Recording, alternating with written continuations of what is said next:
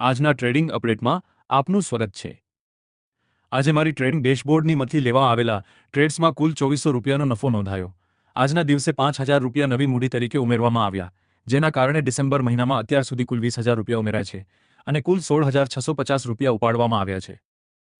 આજની ટ્રેડિંગ માટે ઉપયોગમાં લેવાયેલી મૂડી ₹5000 હતી, જેના સામે ₹2400નો નફો મળ્યો, એટલે કે અંદાજે 48%નો રિટર્ન પ્રાપ્ત થયો। ડિસેમ્બર મહિનાના કુલ જમા અને ઉપાડને ધ્યાનમાં લઈએ તો બજારમાંથી અત્યાર સુધી અંદાજે ₹16650નો ચોખ્ખો મૂડીલાભ પ્રાપ્ત થયો છે।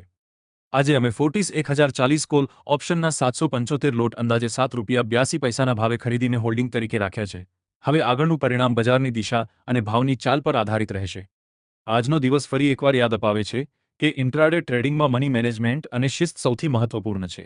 યોગ્ય પોઝિશન સાઇઝ, જોખમનું નિયંત્રણ અને નિયમોનું પાલન લાંબા ગાળે વધુ મહત્વ ધરાવે છે। બજારમાં કોઈ પણ દિવસ નફો કે નુકસાન બંને શક્ય છે, પરંતુ સતત શીખતા રહેવું અને પોતાની પ્રક્રિયામાં સુધારો કરતા રહેવું હંમેશા લાભદાયક સાબિત થાય છે।